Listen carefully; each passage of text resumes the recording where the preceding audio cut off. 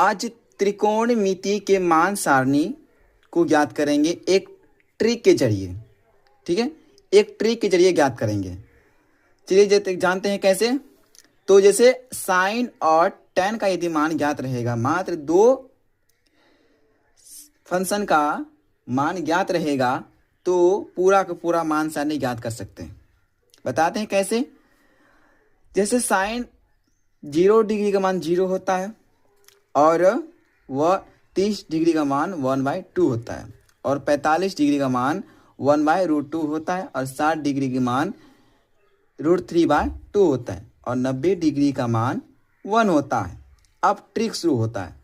मान लीजिए साइन का उल्टा, जो साइन की बात है, उल्टा नहीं, साइन की बात क्या आता है, कोसेक आता है।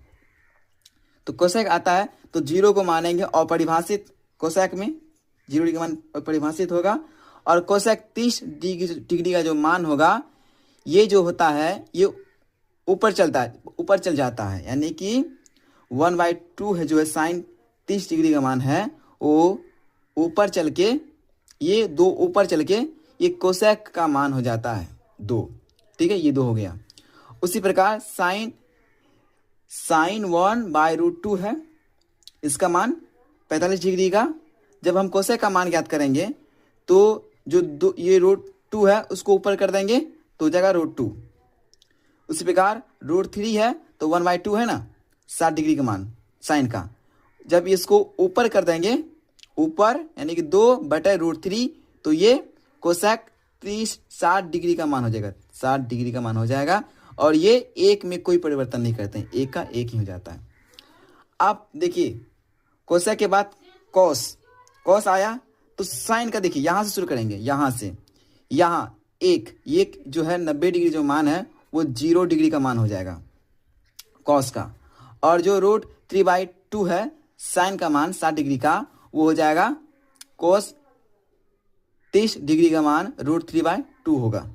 और यहाँ जो 45 डिग्री का मान, साइन 45 डिग्री का मान 1/√2 है, वो हो जाएगा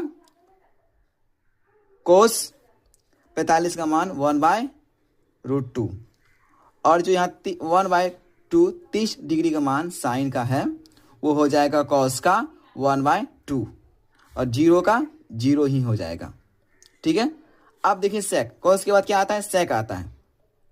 मान लीजिए कॉस के बाद सेक आता है तो एक का एक ही हो जाएगा। हम क्या बोल रहे थे, उल्टा कर देना है, इसको उल्टा कर देना है। तो 2 ऊपर आ जाएगा और 3 नीचे आ जाएगा, तो क्या हो जाएगा, सेक का 30 डिग्री का मान निकल जाएगा। ठीक है, और यहाँ पे भी